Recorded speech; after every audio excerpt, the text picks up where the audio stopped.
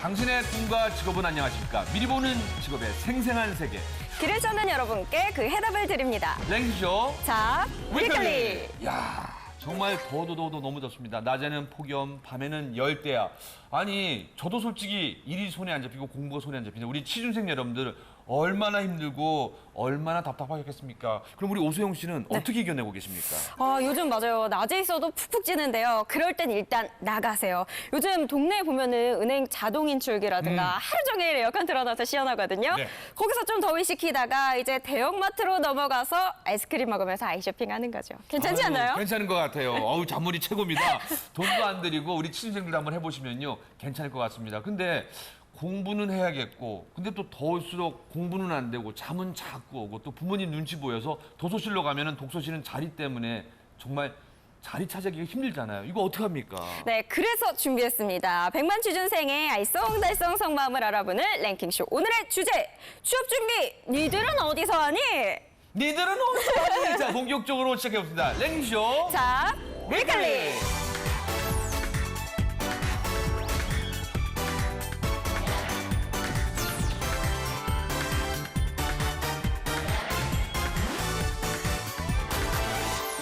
네, 오늘도 한정현, 최윤수 학생 나오셨습니다. 안녕하세요. 안녕하세요. 반갑습니다. 네, 오늘도 우리 주치 우리 박우식 대표 나오셨습니다. 반갑습니다. 안녕하세요. 커리어웨이 박우식입니다. 야, 근데 요즘 정말 덥다 해도 이렇게 더울 줄 몰랐는데요. 저도 이제 나이 들어서 대학원 박사 공부하다 보니까 근데 변명이 생기는 게 더워서 못하겠고 추워서 못하겠고 또 애들이 그러니까 애들이 있어서 못하겠고 이런 변명들 많이 할 것 같은데 다들 이렇게 공부하는 스타일이 좀 어떤 스타일이세요, 오늘 두 분은? 네, 저는 집에서는 절대로 공부가 안 되고 또 하지도 않는 그런 학생이었는데요. 보통은 독서실 도서관에 갔었고 정 집중이 안 되면 카페에도 자주 갔었어요. 아, 요즘에 하는 스타일인 네, 그대로네요. 네. 우리 윤서 씨는 어때요? 저도 별 다를 건 없는 것 같은데 집에서도 진짜 공부를 안 하는 스타일이에요. 되게 책상에만 앉으면 되게 잠이 오더라고요. 그래서 네, 집에서는 공부를 잘 못하고 그 근처에 있는 도서관을 좀 자주 이용했던 편이고 너무 답답하면은 뭐 카페나 아니면 좀 스터디 카페 이런 데 이용했던 편이에요. 그러니까 저만 그런 변명을 할 줄 알았는데 두 분도 네, 똑같아요. 그럼 우리 졸업한 지 좀 되는 두 분은 어떻습니까? 저는 그 학교 다닐 때는 주로 이제 도서관을 많이 이용했었던 것 같은데요. 네. 이제 뭐 직장 다니고 사회생활 하고서부터는 도서관 다니는 것도 좀 귀찮아지고 해서 주로 집을 이용해서 좀 많이 공부하는 것 같아요. 집이요? 예. 네. 예. 공부가 잘 되세요? 집 잘 됩니다. 신기해요. 저는 왜 꽉 막히고 조금 좁은 공간에서 집중력이 많이 높아지더라고요. 그래서 괜히 이상한 다락방 같은 곳이나 핑계일 수도 있는데 네, 그런 곳을 찾아 다녔던 것 같은데 왜 독서실에서 공부하다 보면 그런 추억 좀 하나 있잖아요. 딱 나갔다 들어왔는데 쪽지가 책상 앞에 붙여 있는 거예요. 아까부터 지켜봤다. 뭐 매점에서 몇 시에 보자. 이런 추억 같은 거 다들 있으시지 않으세요? 쑥스럽지는 있긴 있었는데 하지만 뭐 잘 되진 않았고요. 왜냐하면 독서실은 공부하는 곳이잖아요. 그렇게 생각하세요? 네. 그렇군요, 네. 저 같은 경우에는 이제 공부를 하다가 잠깐 화장실을 갔다 온 사이에 뭐 쪽지랑 음료수 같은 게 놓여 있었던 적은 있었어요. 네, 자주는 아니었지만 그런 적이 있었던 것 같아요. 저 같은 경우에는 고등학교 때 사진을 보잖아요. 네. 지금이 훨씬 어려 보이고 젊어 보여요. 저도 도서실에서 공부할 때 그런 건 전혀 없었는데 오히려 제가 이제 신인 개그맨이 된 다음에 홍대에 있는 락카페를 갔었는데 딱 끝나고 김수용 씨가 영찬아 저기 웬 여자가 너한테 쪽지 준 거 같아. 어디 딱 보니까 굉장히 있어 보이더라고요. 그래서 저는 오히려 도서실에서는 그런 거 못 받았는데 락카페에서 한번 받아본 적이 있었습니다. 네. 부럽습니다. 네. 저는 이제 그 뭐 받아본 적은 없고요. 이제 제가 한번 이제 말을 걸어본 이제 저희가 초등학교 때 저희 이제 5학년 때 담임 선생님이 어떻게 했냐면은 그 자기가 좋아하는 이성을 말하면 그 이성이 이제 오케이라면 같이 이제 앉을 수 있어요. 그러니까 내가 만약에 정현 씨하고 같이 앉고 싶습니다. 손을 들어요. 그럼 정현 씨가 괜찮아요 이러면 같이 앉을 수 있는 거예요. 그래서 제가 5학년 때 진짜 좋아했던 여학생이 있어가지고 네. 그 여학생한테 계속 내가 같이 앉고 싶다고 얘기를 했었는데 계속 퇴짜를 놓는 거예요. 싫다고? 예, 계속 퇴짜를 놓고 이제 그런 이제 상처를 안고 있었는데 이제 고등학교 때 독서실에서 그 여학생을 다시 만난 겁니다. 예, 그래서 제가 이거 내가 정말 이거 하늘이 준 인연이다. 그걸 다시 한번 말을 해봐야 되겠다라고 이제 기다렸죠. 기다려가지고 딱 문 앞에서 딱 기다려가지고 우연을 가장해서 이렇게 딱 만난 것처럼 딱 해가지고 그 여학생한테 야, 너 오늘 초등학교 나오지 않았냐? 이렇게 딱 물어봤어요. 그러니까 네가 그거 알아서 뭐 하는데? 순간 제가 얼음이 딱 돼가지고 아무 말도 못하고 그럼 미안합니다. 그러고 그냥 갔었죠. 아니 본인은 인연이라고 생각했는데 예. 그 친구는 혹시 제 스토커 아니야? 이런 생각할 수도 있지 그럴 않을까. 수도 있었을 것 같아요. 예. 네. 아픈 기억이 나네요. 예. 숫자를 맞으신 거네요. 예, 실제로 맞았죠. 근데 요즘에 무더위에 정말 취업 준비하는 학생들 공부하랴 스타디하랴 정말 얼마나 힘들겠습니까? 근데 중요한 거는요. 취업 포털 인크루트가요. 취준생 510명을 대상으로 설문조사했는데요. 취준생들이 가장 선호하는 취업 준비 장소 베스트 5를 차트로 준비했는데 두 분 같은 경우는 좀 어디가 1, 2, 3위가 나올 것 같습니까? 저는 제가 독학 재수를 동네 도서관에서 했었어가지고 도서관 있지 않을까요? 도서관. 네. 윤서 씨는요? 아무래도 고시원 같은 게 있지 않을까라고 생각해요. 고시원에서요? 저는 왠지 좀 머리가 맑으면은 좀 공부가 더 잘 될 것 같아서 절도 있지 않을까 한번 생각을 살려. 네, 머리 감고. 네, 알겠습니다. 그럼 한번 여러분들 세 분 대답하셨는데 그게 있을 수도 있는 거고요. 없을 수도 있습니다. 취준생들이 가장 선호하는 취업 준비 장소 베스트 5. 5위는 먼저 짜자잔. 짜잔. 와. 역시. 독서실. 어찌 보면 제일 좀 무난한 대답인 것 같은데 우리 박 대표는 어떻게 생각하세요? 네. 그러니까 이제 그 우리나라 이제 4년 그러니까 우리나라 대학 입학률이 진학률이 한 2000 초반까지 한 80%가 됐거든요. 그만큼 이제 그 입시 경쟁이 굉장히 치열하다 보니까 그때만 해도 독서실이 전국적으로 한 6,000개가 있었대요. 그러니까 이제 굉장히 많이 독서실 사람이 이제 화랑이었는데 갈수록 이제 그 진학률이 떨어지면서 요즘에 이제 폐업하는 독서실도 많이 생겨나고 있답니다. 그래서 이제 독서실 같은 경우에도 요즘 이제 신세대들이 아무래도 과거와 같이 이제 칸막이가 구분되어 있고 좀 어두운 그런 이제 침침한 분위기를 이제 선호하지 않다 보니까 네. 약간 이제 프리미엄 독서실이 새로 생겨나고 있는 추세라고 합니다. 그래서 이제 뭐 약간 카페 같은 그런 이제 그 독서실이 많이 생겨나고 있고 요즘 제가 이제 예전에 한번 그 방문했었던 프리미엄 독서실 같은 경우에는 그 강남에 있는 그 학부모님들이 굉장히 선호한다고 하는데 거기 가면은 이 독서실에 들어왔던 시간하고 나가는 시간을 다 체크해서 학부모님한테 알려줘요. 그러다 보니까 이제 학부모님들이 굉장히 좋아하는 거야. 우리 애가 독서실 와서 공부를 몇 시 도대체 얼마나 하고 있는 건지 제대로 하고 있는 건지 그것을 이제 독서실에서 다 알려주고 학습 매니저라는 분이 그 카운터에 계세요. 그러니까 그 분이 이제 뭐 학생들 이제 모르는 거 물어보면 이제 대답도 해주고 이제 이렇게 이제 운영하다 보니까 그 프리미엄 독서실이 굉장히 빠르게 지금 성장을 했더라고요. 그래서 요즘은 아마 이제 독서실의 추세가 약간 이제 그 프리미엄 독서실 형태로 많이 바뀌어 나가고 있지 않는가라는 생각이 들어요. 우리 때만 하더라도 독서실 가면은 이렇게 남녀가 나눠져 있었어요. 그래서 그 여자조는 가면 안 돼요. 그래서 그렇죠. 슬쩍슬쩍 보기도 했는데 요즘 다니는 우리 두 학생은 독서실도 공부 많이 하시는 편. 요즘도 독서실이 있긴 있나요? 네, 있죠. 네. 확실히 그 책상 하나에 의자 하나, 천막 하나 이렇게 답답한 독서실이 네, 아직도 전형적인데요. 저도 중고등학교 6년 동안 정말 물릴 정도로 다녀서 이제는 숨 막혀서 못 가겠어요. 숨이 막히다. 네, 우리 가고 윤서 싶지 씨는요? 않아요. 독서실 저 어렸을 때 중고등학교 다닐 때는 되게 많이 갔었는데 아무래도 저 아까 말씀하신 것처럼 그 칸막이가 너무 싫어요. 도서관을 다녀도 제가 칸막이 있는 쪽은 잘 이용을 안 하거든요. 그래서 어렸을 때 많이 이용을 했었는데 요즘에는 잘 안 가게 되는 것 같아요. 근데 아무래도 우리 취업 준비를 하시는 취준생들에게는 한 푼이 또 아쉽잖아요. 아유, 네. 귀하죠, 귀하죠. 독서실 요금도 사실 부담이 되는 건 사실입니다. 그래서 요즘 이용료를 알아봤더니요. 하루만 이용하면 5,000원에서 15,000원 선이고요. 비싸졌네요. 네, 한 달 이용료는 7만 원에서 1인실 경우에는 10만 원까지도 간다고 하더라고요. 근데 요즘에 이렇게 워낙 시설이 좋다 보면은 조용할 거 아니에요. 공부하기 좋은 분위기인데 또 반대로 생각하면은 저는 너무 조용하면은 잠이 자꾸 오더라고요. 그리고 제가 이제 대학원 축사하면서 책이 이렇게 두꺼워요. 근데 이게 좋은 게 뭐냐면은 하나는 조금 목이 불편해요. 근데 두 개, 세 개를 놓으면 이게 딱 이렇게 베개 높이가 딱 돼갖고 좀 물론 일어나면 이제 침을 조금 쉬어요. 그런 경험 있으세요? 네, 물론 있죠. 독서실이 어둡잖아요. 가면은 기본적으로 1시간은 자요. 엄만 모르겠지만 네, 잤었어요. 1시간 정도는 네. 아주 솔직하십니다. 근데 사실 권영찬 씨뿐만 아니라 많은 분들이 도서관만 보면은 또 잠이 오고 사람의 본능 아니에요? 그렇죠. 밥만 네. 먹으면 또 졸리고 그래서 제가 준비한 사진이 있습니다. 네. 자, 요 사진인데 어떻게 생각하세요? 아니, 이게 아니, 이게 지금 도서실 맞아요? 도서실입니다. 아, 어떻게 조사에, 야. 저도 깜짝 기가 막히네. 놀랐어요. 아, 어디서 그런 사진을 찍으셨어요? 이게 책상 위에 올라가서 수면 안대도 쓰고 담요까지 덮고 제대로 준비를 해왔다는 거거든요. 근데 저는 또 이렇게 보면 좀 안쓰럽기도 한 게 사실은 요즘에 뭐 유치원생부터 뭐 단인 학원이 뭐 세네 개 된다고 하고 초중고도 그러잖아요. 오죽 피곤했으면은 저렇게 네. 사실은 공부하는 책상에 저렇게 네. 쭈그려서 잠드는 거잖아요. 그쵸. 좀 안 됐기도 한 그렇죠. 것 같고 좀 어찌 보면 요즘 세태가 너무 공부하는 거 아닌가 하라는 좀 그런 생각. 근데 이런 도서관에 가서 잠을 안 자려면 제 경험상 자기가 좀 마음에 드는 이성 옆자리에 가서 앉는 거예요. 긴장을 하게 됩니다. 네. 사람이 집중하게 돼요. 이게 졸리더라도 가서 밖에 나가서 세수하게 오고 그 잠을 좋은 깨고. 방법이에요. 예, 예. 저는 주로 이제 그 여자분들 옆에 가서 많이 앉아서 공부하고 저희 노하우입니다. 그러니까 여자들이 자꾸 싫어하죠.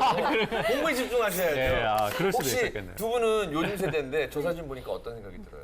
저도 안타깝기도 한데 근데 한편으로는 책상 무너지지 않을까 네, 독서실 걱정돼요. 본인은 그런 생각 저렇게 해본 적 없어요? 저렇게까지는 안 해봤어요. 네. 우리 윤서 씨는요? 저는 학교에서 저런 풍경을 많이 봤었어요.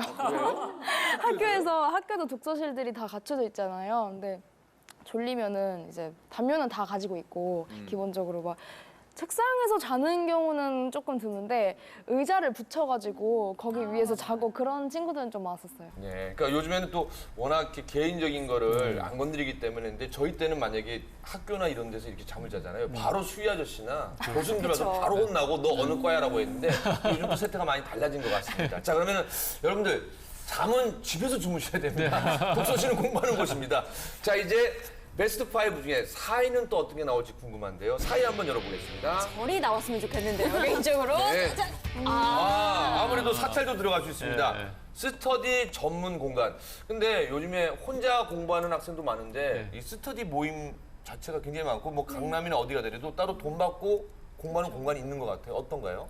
굉장히 많고요. 활성화되어 있는데 일단 자유롭게 대화를 할 수 있고 그리고 화이트보드나 컴퓨터가 구비된 곳들도 많아서 네, 학생들 많이 이용하고 있다고 알고 있어요. 네. 네, 보통 신촌, 노량진, 강남 쪽에 스터디 공간이 많이 몰려 있는데요. 가격대는 거의 시간당 1,200원에서 1,400원대 선으로 원하는 시간만큼 사용하면 비용도 꽤 저렴한 편이죠.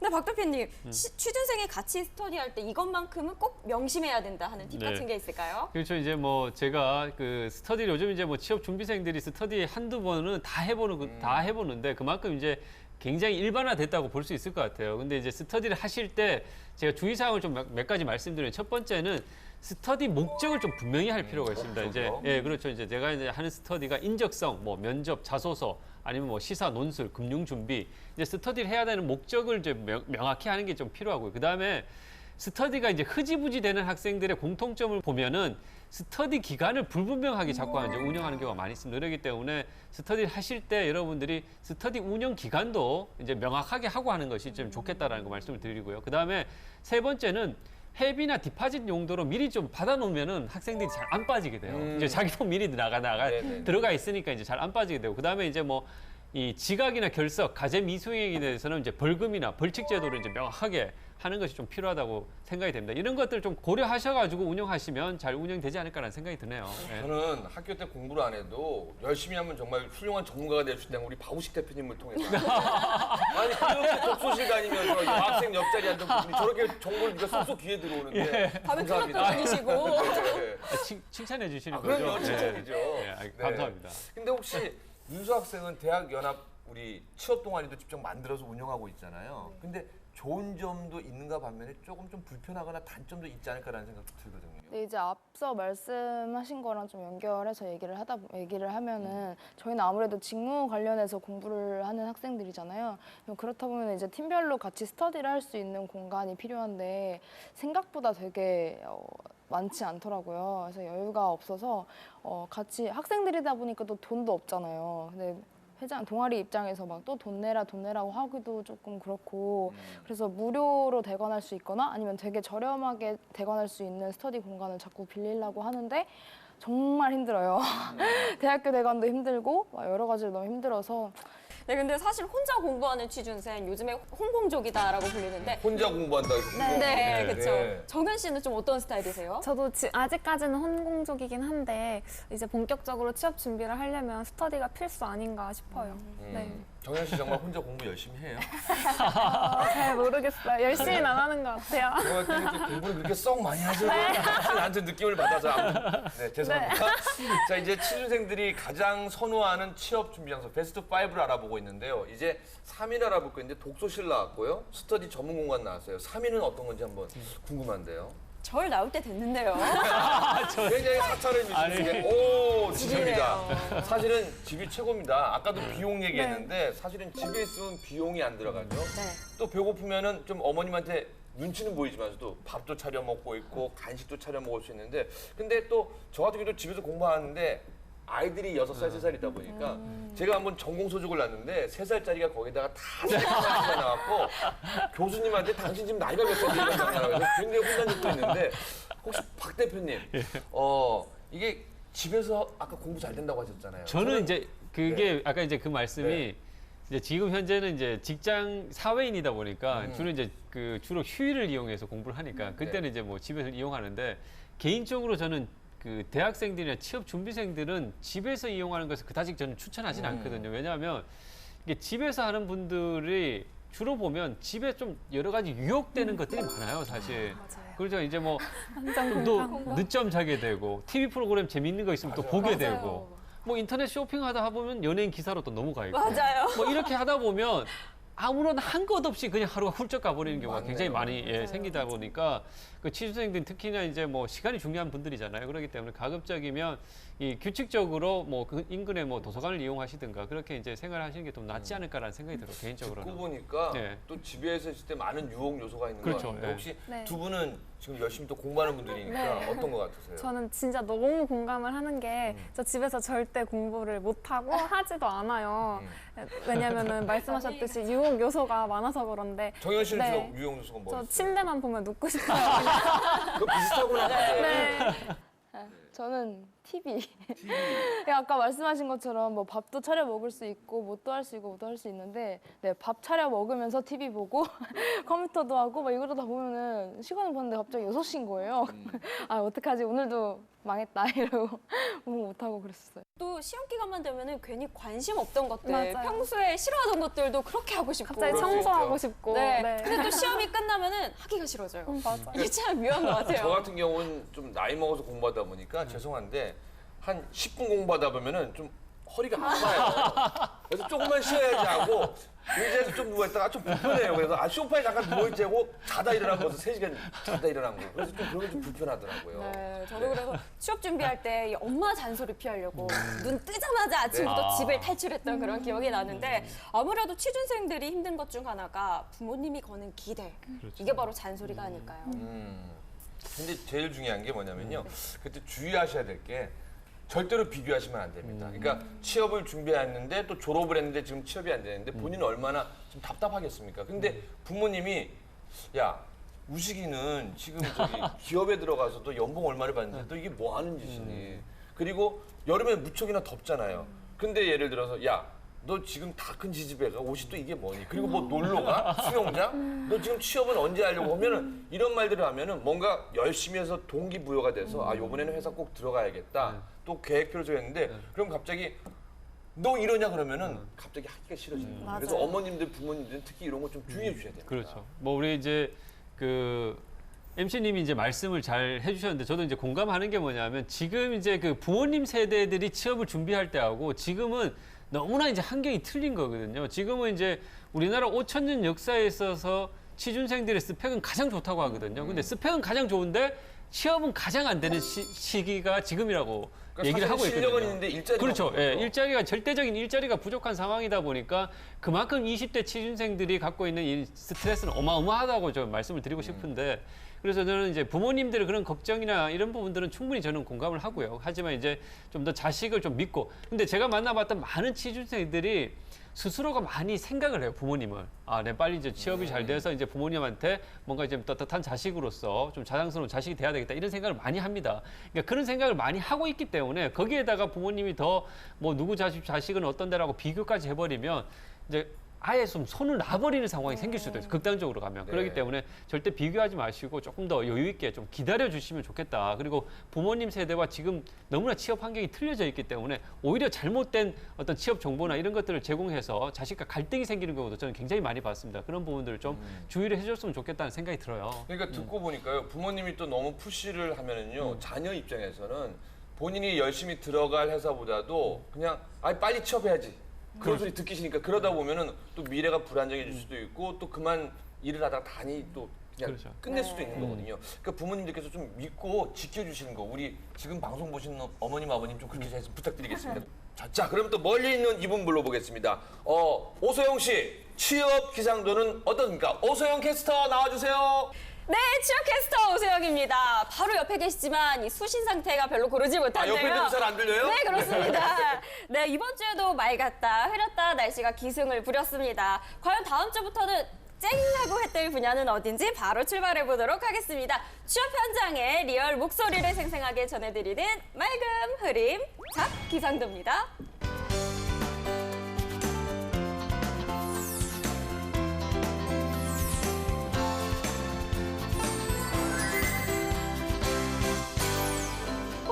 이렇게 하루에도 많은 채용 공고가 뜨는데 왜 도대체 우리 취준생들이 들어갈 곳은 없냐고요. 지금 제 마음은 흐림이에요, 흐림.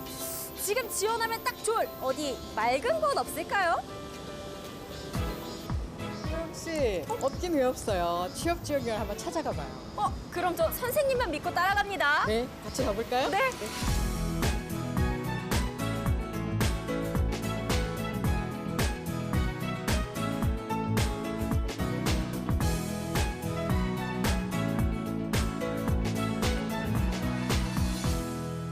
선생님, 오늘의 잡기상도 맑음은 어느 분야인가요? 오늘은 아마 공기업이 맑은 것 같습니다.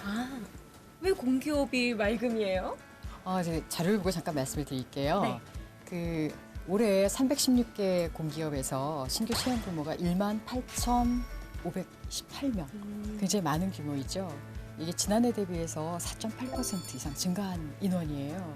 그래서 아무래도 2016년에는 공기업이 훨씬 채용이 많이 늘어날 것 같습니다. 그래서 맑다고 봐야 될 것 같고요.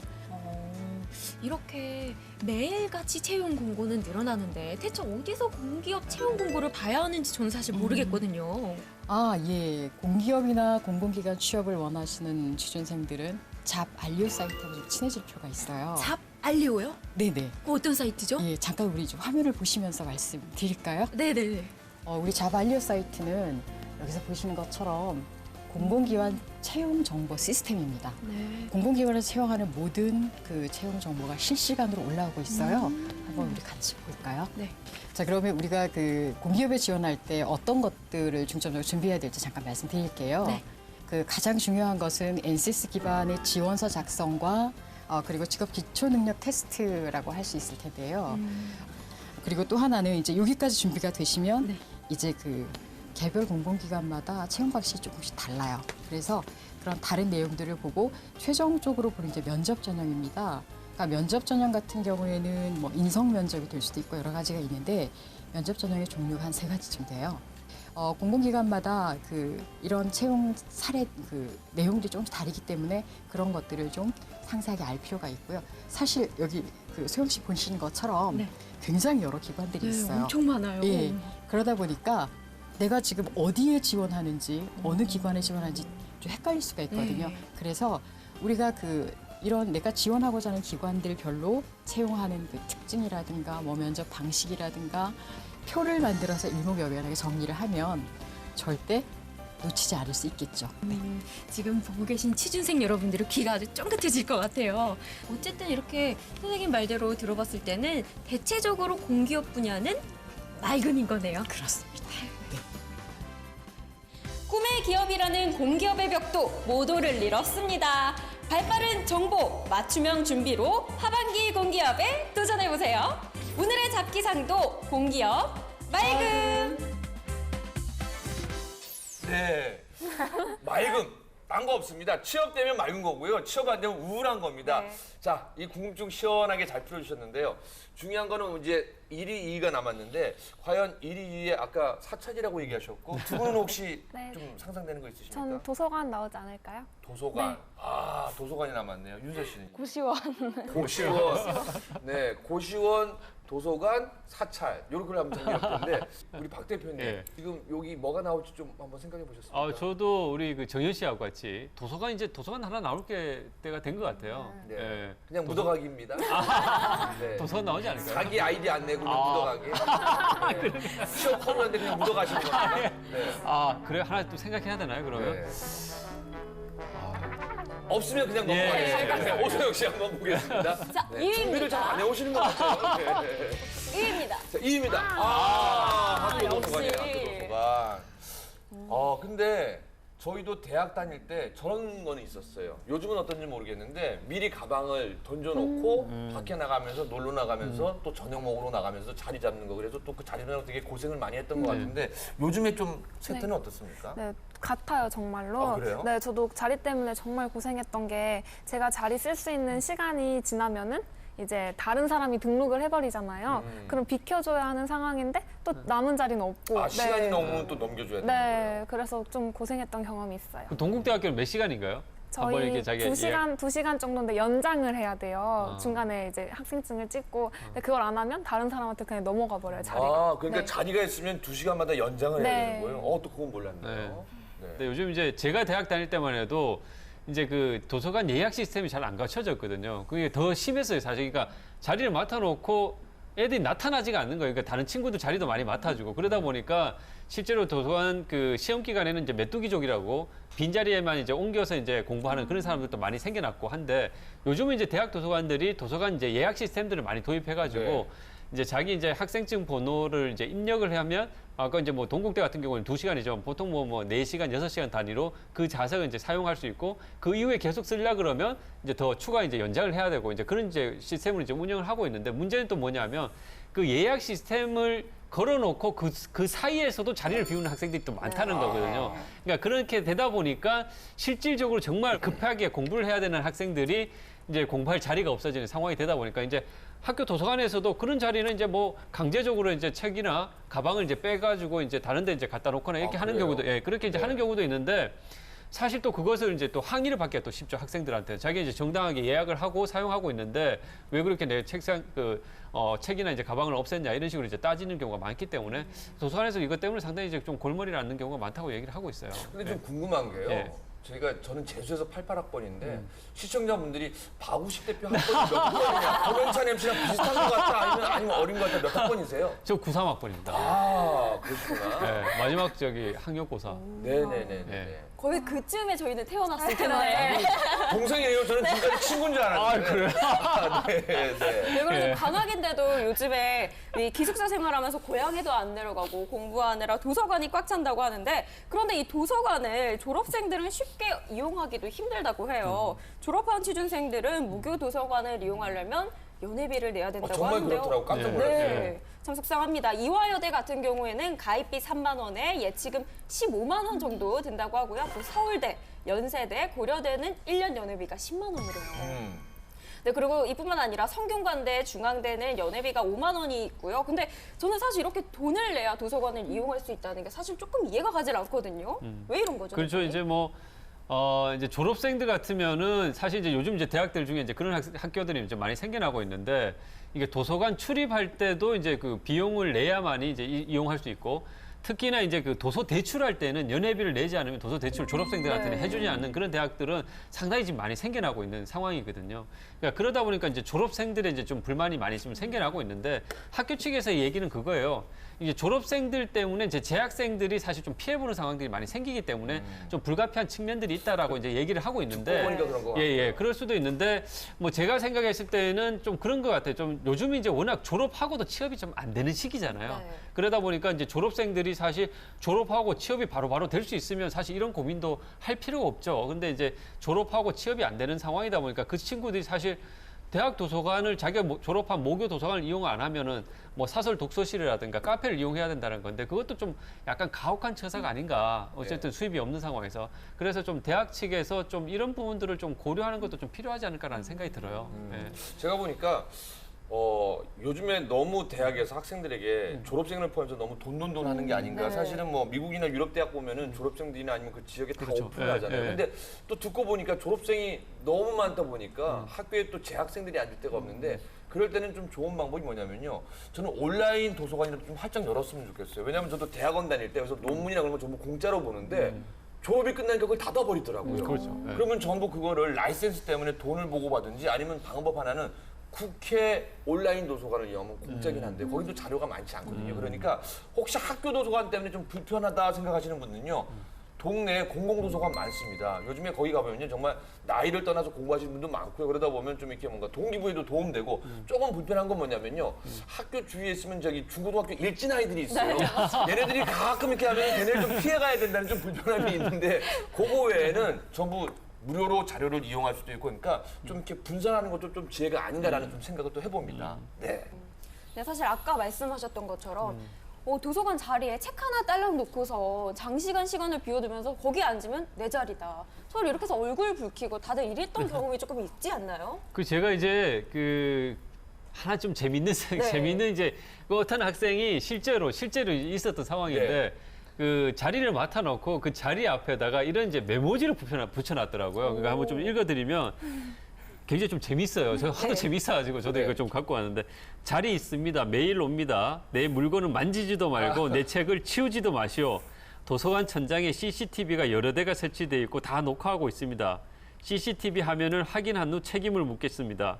도서관에서 계속 공부하고 싶으면 내 물건을 만지지 마시오라고 그냥 자리를 비워놓고 이 느낌이 메모지를 딱 아닙니다. 붙여놓고 있으니까 네. 이거는 참 어떻게 이걸 좀 이해를 해야 될지 그런 좀 생각도 드는 좀 아이러니한 여러 가지 네, 상황들이 너무해요. 생기는 것 같아요. 아니 저 같으면은 앞차가 가는데요. 우리 아이 타고 있습니다. 뭐 그러면 참 좋은데 우리 아이 까칠합니다. 아니 어떻게 하라는 거예요? 그 괜히 또 막 암 가고 싶고 막 막아버리고 싶고 그러는데 물론 그러면 안 되겠지만 무슨 애큐 입장에서 근데 그러니까 똑같은 말을 한마디를 하는 건 뭐냐면은 그렇죠. 네. 그러니까 똑같은 말해도 요거 제 자리니까 좀 해주세요라고 그렇죠. 했는데 아까 그건 조금 심한 좀 것 같은데 정도가 좀 심했다는 생각이 저도 들어요. 네. 혹시 두 분 같은 경우는 그런 경험이나 좀 불편한 경험 있으세요? 네, 근데 아니 저는 그렇게 크게 겪었던 적은 없는데 방금 말씀하신 사연 듣고 좀 너무 뻔뻔하지 않나 싶을 정도로 심했던 것 같은데 그렇게 오랫동안 자리를 비울 거면 퇴실을 잠깐 했다가 다시 등록하고 입실하는 게 맞지 않나 생각해요. 네, 윤서 씨는요? 저 같은 경우에는 이제 자리를 배정을 받았을 때 가보니까 짐이 있는 경우가 있잖아요. 이제 제 자리인데 시간이 이제 오버됐는데 짐을 미처 치우지 못하고 그냥 뭐 다른 데 용문 보러 가신 분이 있던 경험이 있었는데 오자마자 저한테 약간 기분 나쁜 듯이 화를 내면서 말씀을 하시더라고요.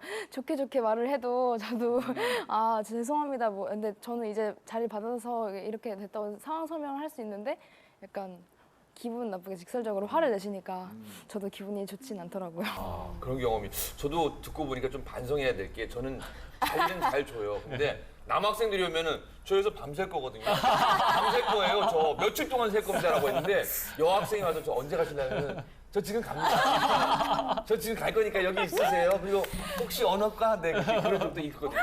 무속보이시네요. 제가 뭐 그렇죠. 근데 이건 있습니다. 왜냐면은 제가 삼형제 중에 막내라서 좀 그런 불편한 게 있었는데 아무튼 그때 남학생들에게 제가 정중히 사과드리겠습니다. 자, 좋습니다. 2위까지 알아봤거든요. 네. 1위는 사찰이냐 아니면 다른 게 그렇게 생각할 텐데 한번 뜯어볼까요? 사찰일 겁니다, 아마. 아, 사찰이요? 1위는 사찰입니다. 네. 아니에요? 우리가 뭡니다. 카페. 요즘에는 카페에서 공부하는 해서 카공족이라고 하는데 카페에서 그렇게 많이 공부합니까? 네, 당연하죠. 네, 저 같은 당연하죠? 경우도 네, 너무 당연해요. 네. 네. 네, 사실 부모님들은 공부가 되겠냐, 노래도 크고 이제 잡담하는 그런 소음도 클 텐데, 근데 또 저희는 환경에 변화를 가끔씩 주는 것도 중요하잖아요. 네. 가면 또 과제도 잘 되고 공부도 잘 되는 것 같고, 네, 그래서 자주 갑니다. 윤서 씨도 공부 잘 돼요? 카페에서요? 네.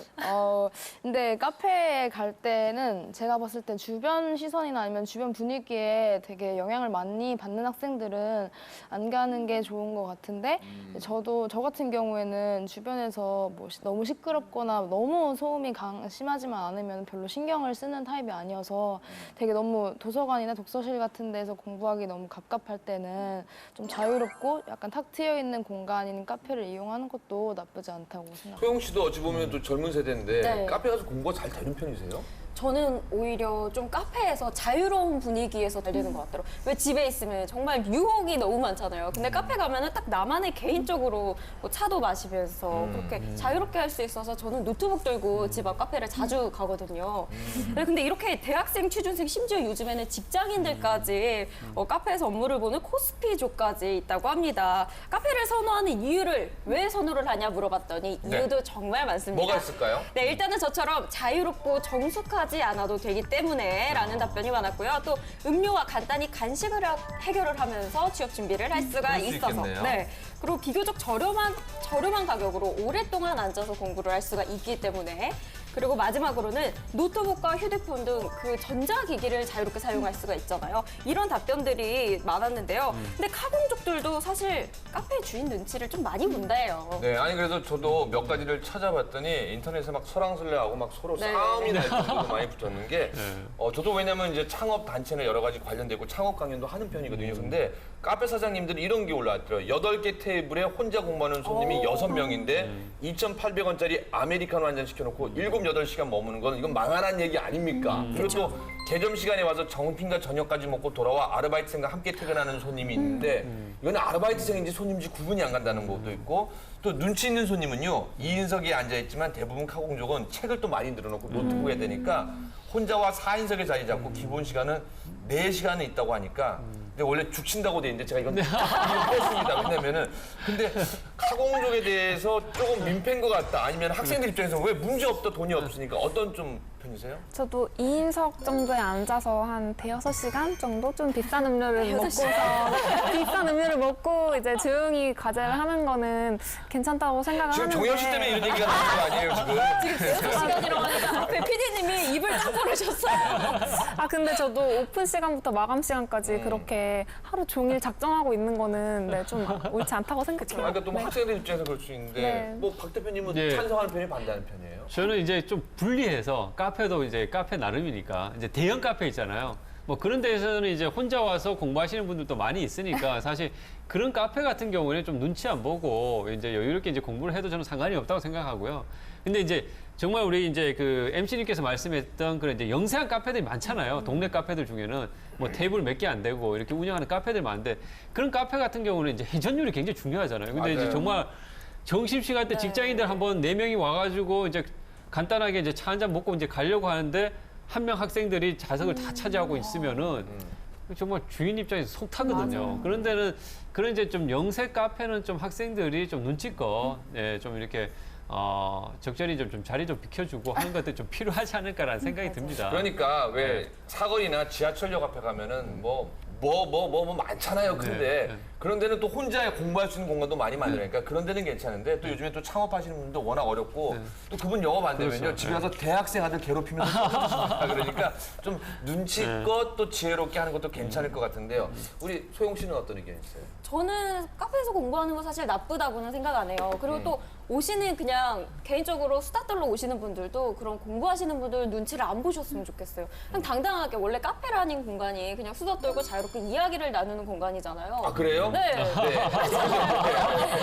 왜 그렇게 와가지고 눈치를 보고 하는지. 그리고 또 이렇게 공부하러 오시는 분들은 남한테 피해주지 않게 1인석에 네. 앉는다든지 뭐 음료를 좀 많이 시켜가지고 그렇게 뭐 2,800원짜리 그렇게 시키는 게 아니라 뭐 한두 잔 정도 시켜가지고 먹어서 공부하는 거는 나쁘지 않다고 생각이 드네요. 그러니까 우리 안에서도 이렇게 뭐 찬반이 오가니까 네, 뭐 그렇죠. 여러분들은 뭐 학생들 사회에 창업주분들 뭐 얼마나 오죽하겠습니까? 근데 요즘에는요 그걸 또 특화화해서 다양한 틈새 시장 카페도 많이 이렇게 나오고 있다면서요, 박 대표님? 그렇죠. 이제 요즘 이제 그 좀 특징이 하나가 뭐냐면 아까 이제 뭐 스터디 전문 공간 얘기도 했지만은 이 학생들이 카페와 같은 분위기인데 카페는 아니고 그다음에 이제 그 안에서 이제 공부도 할 수 있는 약간 이제 그 스터디와 카페가 약간 이제 컨버전스, 융합된 그런 형태의 스터디 카페들이 좀 많이 나오고 있는 상황이에요. 거기서는 네. 이제 주로 시간 단위로 이제 그 금액을 받고 운영하는 경우도 많이 있고요. 이제 일 단위 이제 정액 요금을 받고 이제 운영하는 데도 많이 있는 걸로 이제 나와 있습니다. 그러다 보니까 이 강남이나 신촌 대학생들이 좀 많이 그 유동인구가 많은 쪽 지역에서는 요즘 이제 스터디 카페들이 상당히 이제 좀 많이 생겨나고 있다라고 지금 알려져 있습니다. 네. 오늘 저희가 취준생들이 가장 선호하는 취업 준비 장소 5위부터 1위까지 쭉 알아봤는데요. 근데 뭐 장소야 상관없이 여러분들이 정말 최선을 다하고 열심히 공부하면 또 여러분이 바라는 취업을 꼭 이룰 거라고 생각하면서요. 노력과 시간은 배신하지 않을 거라고 생각하면서요.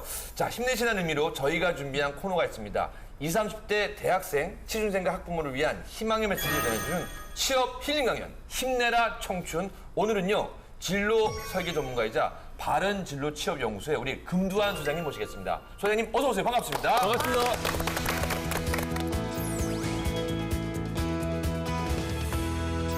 안녕하십니까. 진로설계 전문가 금두한입니다. 피해갈 수 없는 청춘의 게임 취업. 여러분과 함께 이 진로와 취업에 대한 이야기를 함께 나누어 보도록 하겠습니다. 첫 번째 주제입니다. 3포세대 사라진 꿈을 묻다. 3포세대의 시작. 대통령을 꿈꾼 아이는 청년 노숙자가 됐다라는 주제로 이야기를 좀 풀어볼 건데요. 자, 청춘, M4세대로 대표되는 청춘의 이야기입니다. 자, 여러분들 혹시 M4세대가 뭔지는 알고 계시겠지요? 자, M4세대에 앞서서 3포세대 그리고 5포세대, 이제는 M4세대까지 왔습니다. 혹시 3포세대 무엇을 뜻하는지 알고 계십니까? 연애랑 결혼, 출산을 포기하는 그렇죠. 두 거예요. 가지가 더 늘었습니다. 네. 5포. 두 가지 무엇이 늘었을까요? 그렇죠. 취업과 내 집 마련. 그리고 M4세대 무한대로 왔습니다. 꿈과 희망까지 포기한 세대라고 하죠. 참 씁쓸한 신조어입니다. 하지만 여러분들 이 단어를 들었을 때 이제 어색하지 않을 만큼 이것이 익숙해지셨을 거고, 또 하나 금수저, 흑수저 이야기도 알고 계시지요? 예, 한번 테스트 한번 해볼까요? 금수저인지 흑수저인지. 혹시 최저 시급이 얼마인지 알고 계십니까? 네, 5,800원? 6,000원? 100원? 네, 6,000원? 바로 여기서 차이가 나죠? 6,030원. 이거 맞추면 흑수저고요. 이거 모르면 금수저. 우리 그럼 금수저인 거예요? 오, 돈도 없는데 금수저 쓰실지. 자, 우리나라 취업 문제 참 풀어야 하지만 풀기 어려운 숙제입니다. 갈수록 어려워지는 취업의 이야기는 누구나 다 알고 있을 거라고 생각이 합니다. 정부에서 발표하는 공식적인 실업률의 약 3배 정도가 현실적인 실업률의 문제라고 볼 수 있습니다. 갈수록 경기는 어려워지고 있고요. 취업의 문제는 해결하기 어려워지고 있습니다. 더 큰 것은요. 사실 이 취업의 문제 해결은 간단하죠. 사실 구직자가 실력을 쌓기 이전에 기업이 양질의 일자리를 많이 만들어주면 사실 다 해결될 문제입니다. 근데 문제는 뭐겠습니까? 기업의 목표는 이윤 추구죠. 이 경쟁 벗어날 수 없는 게임이라는 거, 제로섬 게임이기 때문에 어쩔 수 없이 여러분들은 스펙이라는 것을 준비하실 거고 이 취업의 게임에 준비를 하셔야 될 겁니다. 자, 그 이야기에 앞서서 바로 이거에 대한 문제를 좀 짚어보도록 하겠습니다. 대학만 가면 쉴 수 있을 거라고 생각하셨죠? 정말 끝날 줄 알았어요. 이렇게 속일 수 없어요, 우리 인생. 그렇죠. 자, 모든 청춘들이 똑같은 고민을 했을 겁니다. 우리 고등학교 3학년 때까지 공부를 하던 공부를 하지 않던 늘 가슴속에 있었던 그 희망적인 한마디가 있지 않았었습니까? 대학 가면 예뻐질 거야. 다 된다. 대학 가면 남자친구 생길 거고, 대학 가면 살 빠질 거야. 대학 가면 너 하고 싶은 거 다 해. 그렇게 대학 오셨죠? 꿈을 이루셨습니까? 자, 대학에 오면 딱 두 종류의 학생이 있죠. 첫 번째, 활짝 웃고 다니는 애들이 있습니다. 바람만 살랑살랑 불어도 해맑게 웃고 다니는 애들이 있지요. 제가 그랬어요. 네, 요거 신입생들입니다. 아, 그랬구나. 그런데 이제 본격적인 취업 준비를 하게 되는 그 시즌이 옵니다. 몇 학년 때부터 본격적인 취업 준비를 하게 될까요? 3학년? 그렇죠. 3학년이라고 하죠. 네. 본격적으로 3학년이 되기 시작하면 현실에 대한 인식을 하게 되면서 취업 준비를 하게 되죠. 자, 그런데 그때 되면 이제 표정이 조금씩 어두워지기 시작합니다. 그래서 대학에 가서 이 친구가 신입생인지 아니면 이제 졸업반인지를 알 수 있는 건 표정이라고 합니다. 이러면 신입생. 그렇죠. 그런데 문제가 있습니다. 분명히 이 오빠가, 이 언니, 이 누나가 졸업반인데 해맑게 웃고 다니는 애들이 있지요. 요건 문제라고 하는 거죠. 지금 여러분의 표정은 어떠실지 궁금합니다. 자, 그렇게 믿어왔던 그 대학. 그런데 알고 봤더니 대학 가도 쉴 수 없는 현실을 우리는 이제 깨닫게 되지요. 자, 그래서 오늘 제가 대학에서도 풀어주지 못하는 이 취업이라는 청춘의 가장 큰 숙제를 한번 풀어보고자 합니다. 강사님 이분이 누구예요? 약간 수정이 된 제 사진입니다. 프로필 사진이고요. 제가 이렇게 주장을 합니다. 대한민국에서의 취업은 가장 적극적인 복지입니다. 여러 취업 전문가들 만나셨겠지만 아마 방송에 나오는 사람 가운데서 대학교 취업 지원팀 교직원 출신은 아마 거의 없을 거라고 생각합니다.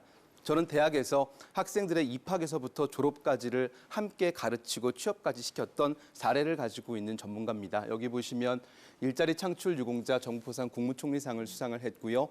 고용노동부가 선정한 현장의 영웅이기도 합니다. 어쩐지 남달라. 예, 또한 저는 여러 직업들을 가지고 있습니다. 현재 회사의 대표도 하고 있고요. 교수도 하고 있고 학교를 다니지 못하는 아이들을 위한 사회적 협동조합의 이사도 하고 있습니다. 자, 저는 다른 전문가와 함께 여러분들 취업 포털의 어떤 스카우트의 전문가였지만 사실은 모든 것들을 정리하고 학교로 들어갔고요. 지금은 다시 한번 창업이라는 도전을 하고 있는 또 다른 청춘이기도 합니다. 금부한. 감사합니다. 자, 또 하나 저의 차별점을 좀 말씀을 드리자면 혹시 여러분들 취업의 교과서라고 들어보셨습니까?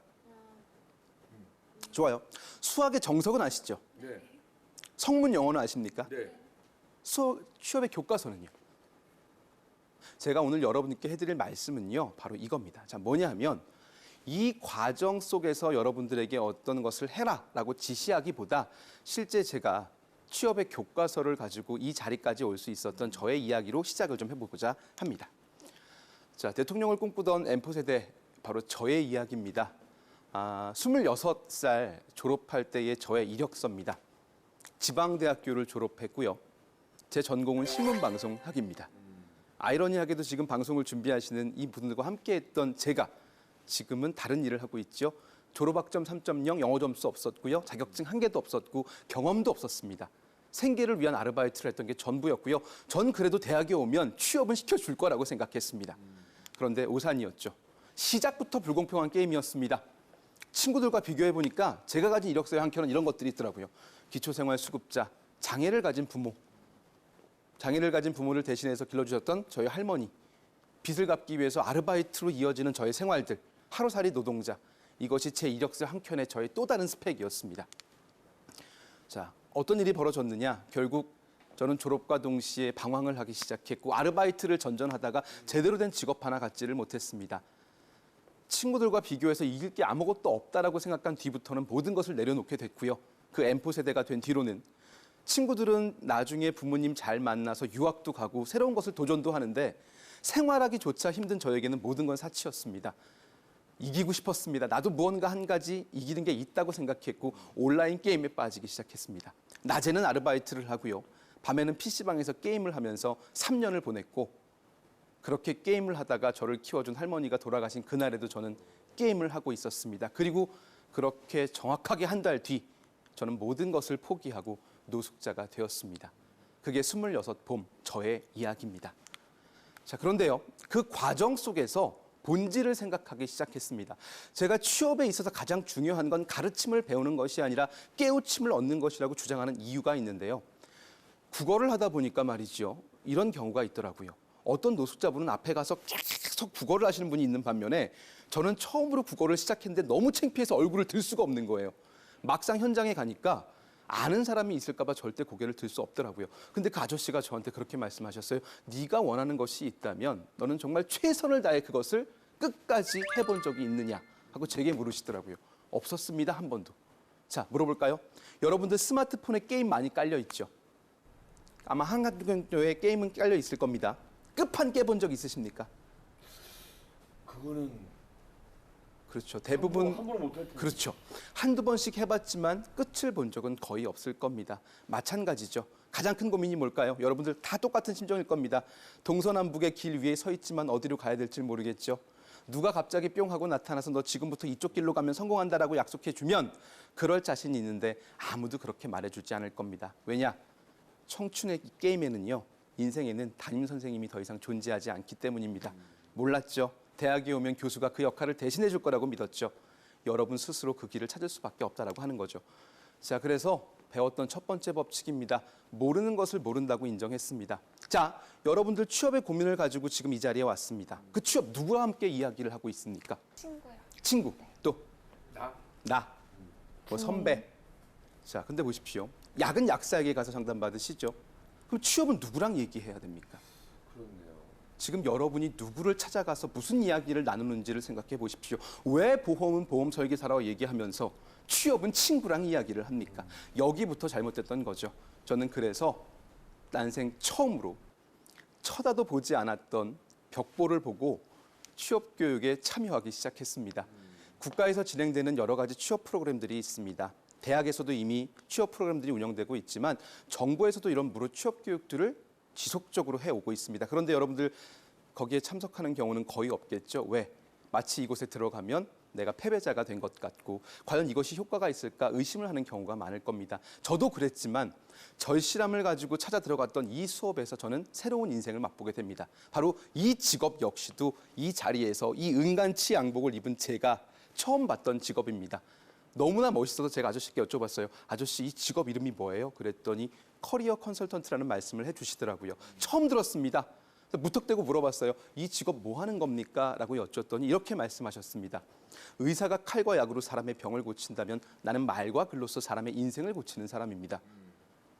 처음으로 가슴이 뛰는 일을 발견했고 저는 그 회사에 너무나 들어가고 싶었는데 자격이 안 됐겠죠. 심지어 전공이 신문방송학이었습니다. 그 결과 저는 국가에서 진행되는 프로그램 중에 여러 가지 혜택이 있는 것을 발견했고요. 저를 채용하면 이 회사에 인턴 지원금이 지원된다는 것도 알게 되었습니다. 저는 인턴십으로 이 회사에 이제 입사를 하게 되었고요. 허드렛 일로 시작을 하면서 조금씩 교육을 배우게 됐습니다. 자, 그런데 참 신기하게도요. 한 번도 최선을 다해보지 않았던 그 전반기의 청춘과 달리 절실함은 저에게 용기를 가져다 주었고 항상 회사에 남아서 늦게까지 선생님들이 교육하는 모습을 보고 따라하고 연습하면서 하나씩 제 실력을 채워나갔습니다. 두 번째 공식, 비우고 다시 담기였습니다. 항상 생각했던 것 중에 하나가요. 나중에 하면 되지 뭐. 전 늘 그렇게 살았습니다. 지금 조금 힘들어도 내일 하면 되는 거지 뭐. 취업은 먼 이야기라고 생각했습니다. 가장 무서웠던 건 졸업과 동시에 내가 사람이 아닌 백조나 백수가 될 수 있다는 걸 난 그때 몰랐습니다. 그런데 이제 졸업을 하니까 학교도 가지 못합니다. 왜? 후배들이 물어봅니다. 선배 어디 갔어요? 집에 갔어요? 라고 말할 수 없잖아요. 그래서 혼자 방황을 했습니다. 그런데 국가에서 만든 이 취업 프로그램에 참여하게 되면서 상담이라는 것을 처음 받게 되었고요. 내가 누구인지, 무엇을 하고 싶은지, 어디로 가야 하는지 그날 처음 교육을 받게 되었던 겁니다. 그리고 나서 인정했습니다. 난 부족해. 그러니까 담을 거야.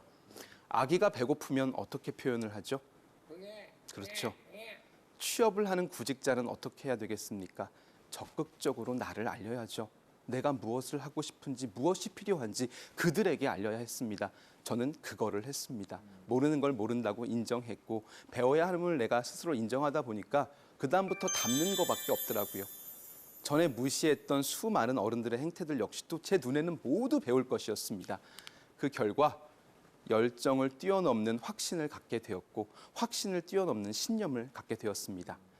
처음에 제 이력을 보여드렸던 그 짧은 이력, 이 10년간의 이야기에 저는 수많은 이력을 갖게 되었습니다.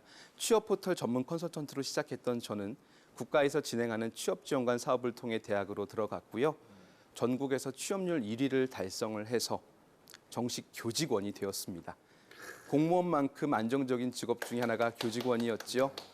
자, 그리고 그 이후에 여러 가지 국무총리상을 비롯한 다양한 상을 수상했고요. 또 하나 놀라운 건 제가 배웠던 그대로를 가르쳐서 대한민국 인재상 대통령상 수상자를 만들어내고 지방 전문대학교 학벌을 가진 친구들이 우리가 흔히 말하는 대기업에 입사하는 기적도 만들어냈습니다. 그렇게 저는 배웠던 것을 고스란히 전달해 주면서 스스로 성장했고 또 그들에게 기회를 열어주었습니다. 노숙자였던 청춘이 여기까지 올라갈 수 있었던 것은요. 우리 왜 수능 보고 나서 합격자 발표들을 했었을 때 이런 거 많이 나죠? 만점자 데려다 놓고 어떻게 공부하셨습니까? 그러면 제일 듣기 싫은 그 말 뭐가 있죠? 교과서 위주로 공부했어요. 공부가 제일 쉬웠어요. 그렇죠. 자, 제가 이렇게 말씀드리겠습니다. 취업의 사교육 시장이 크게 열렸습니다. 대기업 전문가들, 대기업 인사 담당자들이 여기 와서 그 방법을 논합니다. 그런데 그거 아십니까? 대한민국에서의 취업의 99%는 중소기업입니다. 왜 우리들한테 눈높이를 낮춰라, 주제를 알아라 이 말이 안 통하는지 아십니까? 제가 간단하게 정의해 보겠습니다. 나는 못생겼지만 미스코리아랑 결혼하고 싶은 게 사람 마음이죠. 나는 능력 없지만 대기업 가고 싶어요. 왜요? 여러분들 텔레비전에서 주인공이 중소기업 다니는 거 본 적 있으십니까? 아니요. 중소기업 다니면서 행복하게 사는 거 본 적 있으십니까? 아니요. 중소기업 다니는 내 부모가 아침에 출근하면서 유후 출근이다 하고 출근하십니까? 너는 나처럼 살아라라고 말씀하십니까?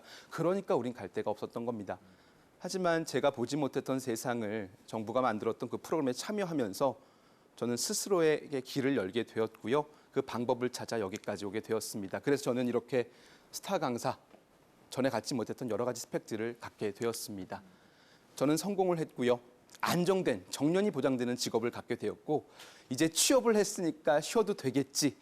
대학 가면 쉴 줄 알았는데 못 쉬었으니 이젠 쉴 수 있겠지라고 생각했지만 또다시 넘어지고 말았습니다. 가장 큰 고민, 취업을 하면 행복할 줄 알았습니다. 그런데 전 행복하지 않았습니다. 바로 속도보다 중요한 방향에 대한 것을 저는 알지 못했기 때문입니다. 자, 다음 시간에는요. 오늘 말씀드린 이 취업에 대한 이야기에 이어서 바로 이 방향성에 대한 이야기, 진로에 대한 이야기를 가지고 함께 풀어가도록 하겠습니다. 감사합니다. 네, 좋은 말씀 소개해 주신 우리 금두한 소장님 다시 한번 감사합니다. 꼭 저희가 취업으로 보답하겠습니다. 내일 방송도 좋은 강연 준비해 주시고요. 이 세계적인 리더들의 공통점이 있다고 합니다. 놀라지 마십시오. 바로 멍 때리기를 즐긴다는 건데요.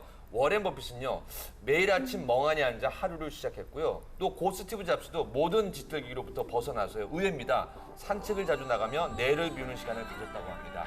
오늘 즐거운 주말 머리를 비우고요. 일주일 동안 열심히 일한 자신 한번 쉬게 해주는 것도 좋을 것 같습니다. 저희 방송 못 보셨다면요. 유튜브에서 저희 방송 다시 보기로 보실 수 있습니다. 저희는요. 또 우리 내일 이 시간에 좀 더 많은 내용으로 정리해서 또 찾아뵙겠습니다. 오늘 랭큐 작가는 여기까지입니다. 인사드리겠습니다. 고맙습니다. 감사합니다.